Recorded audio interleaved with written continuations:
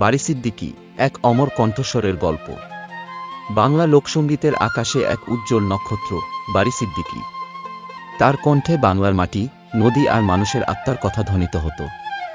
আজ আমরা জানব এই কিংবদন্তির জীবন কাহিনী। 1954 সালের 15ই নভেম্বর নেত্রকোনায় জন্ম। ছোটবেলা থেকেই সুর আর সঙ্গীতের প্রতি ছিল গভীর অনুরাগ। গ্রামের পরিবেশ আর পরিবারের কাছ থেকে তিনি শিখেছিলেন লোকসঙ্গীতের মূল ধারা। প্রথমে বাঁশির সুরে মানুষকে মুগ্ধ করেছিলেন বারী সিদ্দিকী। পরে তার গানের কণ্ঠে উঠে এলো এক ভিন্ন আবেগ। 90-এর দশকে দুই ভুবনের গান গেয়ে তিনি বাংলা সঙ্গীতের জগতে নতুন মাত্রা যোগ করেন। শুয়া চান পাখি, আমার গায়ে যত দুঃখ সয় এবং তুমি থাকো সিন্ধু পারে গানগুলো যেন বাংলার মানুষের আত্মার কথা বলে।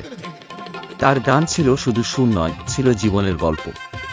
বারী সিদ্দিকী বলতেন, গান হলো আত্মার আরাধনা। এই আরাধনার মধ্য দিয়ে তিনি বাংলা সংস্কৃতিকে নতুন করে গড়ে তুলেছেন। তার সুরে আমরা পেয়েছি জীবনের গভীর দৃষ্টি। 2017 সালের 24 নভেম্বর বারী সিদ্দিকী আমাদের ছেড়ে চলে যান, কিন্তু তার গান আর সুর আজও আমাদের মধ্যে জীবিত। তিনি প্রমাণ করেছেন, সত্যিকারের শিল্পী কখনো মরে না। আপনার প্রিয় বারী সিদ্দিকীর গান কোনটি? কমেন্টে জানিয়ে দিন। এরকম আরো নতুন নতুন অসাধারণ ভিডিও পেতে আমাদের পেজ ফলো দিয়ে রাখুন এবং শেয়ার ও লাইক করতে ভুলবেন না।